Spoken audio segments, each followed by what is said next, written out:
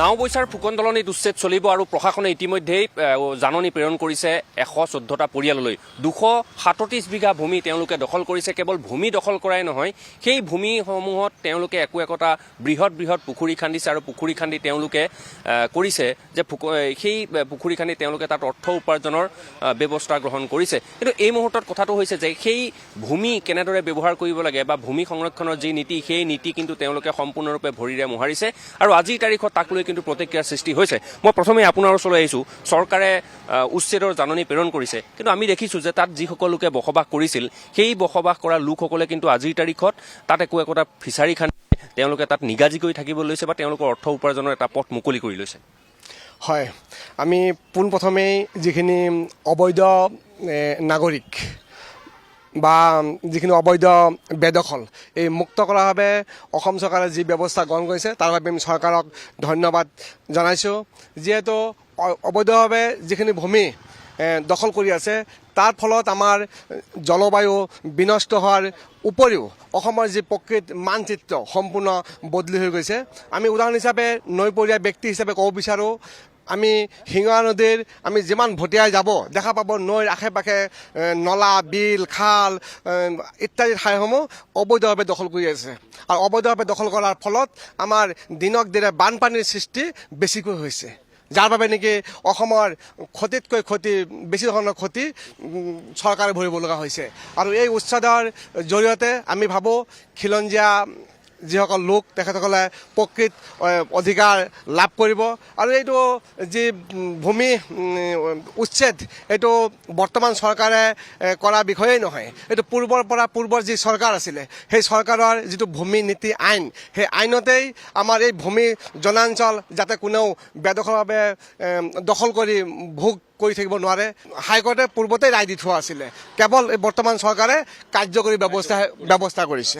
একে ৰাতিৰ ভিতৰতে অবৈধভাৱে তেখেতসকলে ঘৰ বাৰী সাজি মেলি থাকে আৰু এই ক্ষেত্ৰত আমি প্ৰশাসন বহু নিলগত থাকে বা সচেতন ব্যক্তিসকল বহুত নিলগত থাকে। পূৰ্বে এই সম্পৰ্কে বহু অভিযোগ প্ৰতিযোগ দিয়া হয়, কিন্তু পূৰ্বৰ চৰকাৰসমূহে কাৰ্যকৰী ব্যৱস্থা গ্ৰহণ কৰা নাছিল। কিন্তু বৰ্তমান চৰকাৰে সেই অভিযোগসমূহ খুব গুৰুত্ব সহকাৰে লৈ খিলঞ্জীয়াক প্ৰকৃত অধিকাৰ দিবৰ বাবে যি চেষ্টা বা যি পদক্ষেপ সেইটো গ্ৰহণ কৰিছে। ধন্যবাদ জ্ঞাপন কৰিছোঁ। দল সংগঠনৰ প্ৰতিনিধি আছে, মই আপোনাৰ ওচৰলৈকে প্ৰথম আহিছোঁ। এই অঞ্চলবিলাকত যিসমূহ লোক আছে তেওঁলোক ক'ৰ পৰা আহিছিলে, কি কথা কিবা তথ্য আছে নেকি? বা আজিৰ তাৰিখত সেই অঞ্চলটোত আমিও গৈছিলোঁ, কিন্তু তাত সোমাবলৈ গ'লে বা 10-15 মিনিটৰ ভিতৰতে বহুত মানুহ আহি তাত উপস্থিত হয়। গতিকে আমাৰ যিসকল খিলঞ্জীয়া মানুহ, সেই খিলঞ্জীয়া মানুহসকলৰ থকাৰ কিছু ভয় আছে সেই অঞ্চলসমূহ। আমি যেতিয়া সেই অঞ্চললৈ গৈছিলোঁ, সেই অঞ্চললৈ যোৱাৰ লগে লগে আমি আপুনি যি কথাটো উল্লেখ কৰিছে যে 10 মিনিটৰ ভিতৰত কোন ঠাইৰ পৰা কেনেদৰে কিছু অচিনাক্ত ব্যক্তি আহি তেওঁলোকে কেনেদৰে আগ্ৰাসন কৰিব বিচাৰে আমি ধৰিব নোৱাৰোঁ। বা কিবা এটা নিউজ কৰিব যোৱাৰ লগে লগে বা কিবা ধৰণৰ এটা তেওঁলোকক কথা সোধাৰ লগে লগে তেওঁলোকে এটা বেলেগ পৰিৱেশৰ সৃষ্টি কৰিবলৈ তেওঁলোকে চেষ্টা কৰে। আপোনালোকে ইতিমধ্যে দেখিছে তাত দ পুখুৰী ব্যৱসায়িকভাৱে তেওঁলোকে গোটেই জাতিটো যাতে সবল হ'ব পাৰে, সবল হোৱাৰ ক্ষেত্ৰত তেওঁলোকে কিন্তু এক দীৰ্ঘদিনীয়া পৰিকল্পনা কৰি তেওঁলোকে সেই ঠাইসমূহ বেদখল কৰিছে। আৰু আমি আপোনালোকৰ জৰিয়তে এই কথাটো ক'ব বিচাৰিছোঁ, এই যে বেদখল হৈছে, এই বেদখল কিন্তু এক ৰাজনৈতিক চমক হ'লে নহ'ব। এই বেদখলসমূহ কিন্তু অকল সেই অঞ্চলতে যে বেদখল হৈ আছে তেনেধৰণৰ কথা নাই। এই নাওবৈচা ৰাজহ চক্ৰৰ অন্তৰ্গত প্ৰায় 16টা ভিজিআৰ আছে। সেই 16টা ভিজিআৰতে সন্দেহযুক্ত যিসকল ব্যক্তি আছে আমি বিভিন্ন সময়ত লগ পাওঁ, বিভিন্ন ঠাইত এই লখিমপুৰ অঞ্চলৰ নহয়, তেওঁলোকে বেলেগ ঠাইৰ পৰা আহি এই ঠাইত বসবাস কৰি বিভিন্ন ধৰণৰ অনৈতিক কামত তেওঁলোকে লিপ্ত হ'বলৈ তেওঁলোকে কুণ্ঠাবোধ কৰা নাই। তেওঁলোকে বিভিন্ন ধৰণৰ অপকৰ্মত লিপ্ত হৈছে, ড্ৰাগছকে ধৰি পিনি আপোনাৰ বিভিন্ন ধৰণৰ যিসমূহ সমাজ বিৰোধী কাম আছে তেনে কিছু কামত আমি জড়িত হোৱা তেওঁলোকক দেখিবলৈ পাইছোঁ।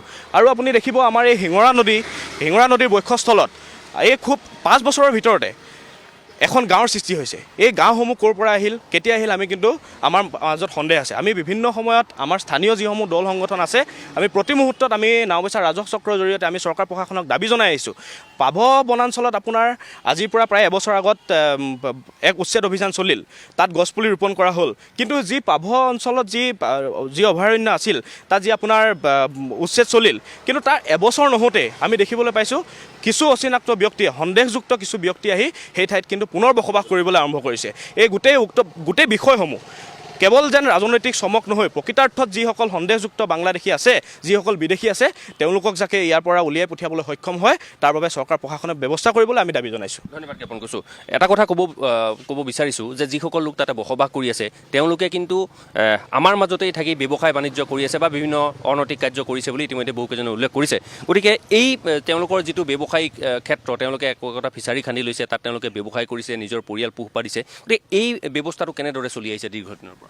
নাই, এটা চৰিত্ৰই হ'ল, অবৈধ নাগৰিকসকলৰ এটা চৰিত্ৰ হ'ল যে অসমৰ বিভিন্ন প্ৰান্তত তেওঁলোকে খিলঞ্জীয়া মানুহৰ মাজত সোমাই তেওঁলোকে প্ৰথমতে পৰিয়ালটো তেওঁলোকে বিস্তাৰ কৰিব বিচাৰে। ইয়াৰ পিছতে তেওঁলোকে আগ্ৰাসন কৰিছে। এতিয়া চৰকাৰে যিটো ব্যৱস্থা কৰিছে, উচ্ছেদ কৰিছে, আমি আদৰণি জনাইছোঁ। চৰকাৰক আমি কিছু ক্ষেত্ৰত আমি বিৰোধ কৰিলেও কিন্তু কিছু ক্ষেত্ৰত আমি সমৰ্থন কৰিব লাগিব। খিলঞ্জীয়াৰ স্বাৰ্থত বা অসম চৰকাৰে জাতি মাতি ভেটি যিটো কথা কৈছিলে, আগতে কোৱা নাছিলে যদিও আগন্তুক যিটো 2026 যিটো নিৰ্বাচন আছে, সেই নিৰ্বাচনৰ আগমুহূৰ্তত চমকো হ'ব পাৰে। আমি প্ৰকৃতাৰ্থত তেওঁলোকক আমি সমৰ্থন দিয়া নাই, কিন্তু খিলঞ্জীয়াৰ স্বাৰ্থত যিকোনো চৰকাৰে, বিজেপিয়ে হওক, কংগ্ৰেছে হওক, এজিপিয়ে হওক বা কোনোবাই যি নহওক, খিলঞ্জীয়াৰ স্বাৰ্থত তেওঁলোকে যদি কাম কৰে আমি তেওঁলোকক ছাপৰ্ট দিম। অকল তেওঁলোকে উচ্ছেদ কৰিয়ে যদি তেওঁলোকে সমাধান শেষ কৰিব বিচাৰে তেনেকৈ নহ'ব। যিসকল নাগৰিকক উচ্ছেদ কৰিছে তেওঁ পুলিয়ে পোখালিয়ে উঘালি তেওঁলোকৰ ব্যৱস্থা গ্ৰহণ কৰিব লাগে। তেওঁলোক যদি প্ৰকৃততে বিদেশী বা অবৈধ বাংলাদেশী, তেওঁলোকক পাকিস্তানলৈ পঠিয়াই দিয়ক বা বাংলাদেশলৈ পঠিয়াই দিয়ক, তেনেকুৱা ধৰণৰ ব্যৱস্থা গ্ৰহণ কৰিব লাগে। ইয়াৰ লগে লগে আমি এজন সচেতন যুৱক হিচাপে এটা কথা উল্লেখ কৰিব বিচাৰিছোঁ যে আমাৰ পিছফালে আছে এখন শিঙৰা নদী। আজি প্ৰায় আমি দেখি আছোঁ যে আমি বানপানীত কবলত থকা নৈপৰীয়া ৰাইজ, কিন্তু ইয়াৰ লগে লগে কি হৈছে, আগ্ৰাসন এটা হৈছে। তেওঁলোকে নদীৰ মাজত, শিঙৰা নদীখনৰ মাজত তেওঁলোকে ঘৰ দুৱাৰ বেপাৰ বাণিজ্য কৰিবৰ কাৰণে বৃহৎ মানে মাটি মাটি আছে, তেওঁলোকে দখল কৰি আছে। তেওঁলোকে খৰালিও কৰে, শস্য কৰে, বাৰিষাও কৰে। এই আমি মুখ্যমন্ত্ৰীয়ে হওক বা জিলা প্ৰশাসনৰ ওপৰতো আমি স্মাৰক পত্ৰ প্ৰদান কৰি আহিছোঁ আৰু আমি বিভিন্ন সময়ত বিভিন্ন কাৰ্যসূচী প্ৰদান কৰিছোঁ। ইয়াৰ লগে লগে আমি মাননীয় মুখ্যমন্ত্ৰী হিমন্ত বিশ্ব শৰ্মাৰ লগতে জিলা প্ৰশাসনক এটা কথা আমি দাবী উত্থাপন কৰিছোঁ, যেনেকৈ উচ্ছেদ কৰিছে এই শিঙৰা নদীখনো অবৈধ বেদখলৰ পৰা মুক্ত কৰিবৰ কাৰণে আমি দাবী উত্থাপন কৰিছোঁ। জ্ঞাপন কৰিছোঁ। মূল কথাটো হৈছে যে এতিয়া উচ্ছেদ অভিযান চলিব। তেওঁলোকক নটিচ জাৰি কৰা হৈছে, 7 দিনৰ সময়সীমা দিয়া হৈছে। কিন্তু এই 7 দিনৰ সময়সীমা দিয়াত তেওঁলোকে নিজৰ সামগ্ৰী টালি টোপোলা বান্ধি তাৰ পৰা স্থানান্তৰ হৈছে। কিন্তু এই লোকসকল ক'ৰ পৰা আহিলে বা তেওঁলোকে সেই চৰকাৰী ভূমি দখল কৰি বৃহৎ পুখুৰী খান্দি তেওঁলোকে ব্যৱসায় বাণিজ্য কৰিবলৈ সুবিধা তেওঁলোকক কোনে দিলে? গতিকে তাক লৈ বিভিন্ন প্ৰশ্ন হৈছে। আৰু আমি এটা কথা কৈছোঁ যে চৰকাৰক সকলোৱে সমৰ্থন জনাইছে আৰু এই সমৰ্থন তেতিয়াহে থাকিব যদি এইসকল লোকক সম্পূৰ্ণৰূপে উচ্ছেদ কৰি তেওঁলোকক এই চৰকাৰী ভূমিসমূহ যাতে বেদখলমুক্ত কৰে, তাৰ বাবে কিন্তু সকলোৱে চৰকাৰক দাবী উত্থাপন কৰিছে।